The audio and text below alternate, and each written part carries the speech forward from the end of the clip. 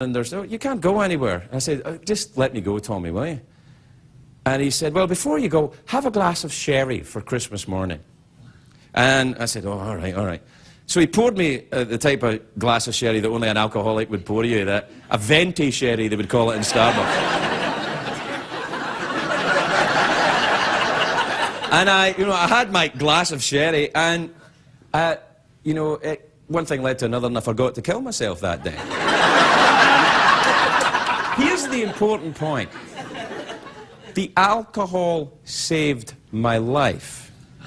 I was self-medicating. I'm an alcoholic. I needed alcohol.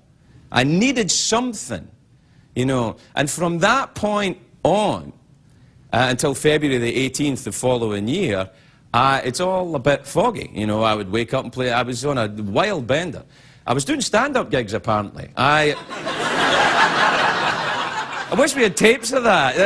I'm sure they were hilarious. Anyway, on the day I finally decided to stop, I called a friend of mine who had disappeared out of the pub world and gotten sober. There was scuttlebutt about him in the bars. And I called him up and I said, I need help.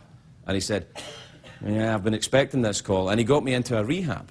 And it wasn't like the way the rehab is, or portrayed in the news outlets at the moment, where all the kind of, Lindsay Lohans and fabulous people all getting... My roommate in rehab was a 65-year-old vicar, a priest from the Church of England, who was getting... He said, yes, well, the thing is, Craig, the parishioners were complaining that all the communion wine was going missing. This is true. He said, and also, an old lady said that there was a hobo sleeping in the church graveyard. I had to pretend to go and look for him, but it was me. And so what happened is, I stuck with it. I was in. Now, there is a myth that goes around popular culture, I think, right now as well, which is that alcoholism can be cured by a 28 stint in rehab. I'm sorry to annoy the censors, but that is horse. That is horse. It is not my experience. And for me, there's two types of rehab clinics. There's the good ones that say to you, you've done your 28 days, this is the beginning. You now have a lifetime of vigilance. This is a chronic condition that you're going to have to manage, deal with the rest of your life. And the bad ones, the bad rehab centers will say, you're good, off you go.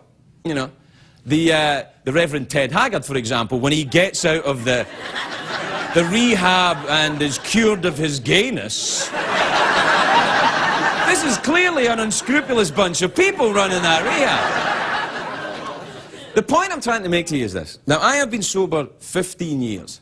There is absolutely no way I have a drinking problem. I don't have a drinking problem. I can get one fast, but I don't have a drinking problem.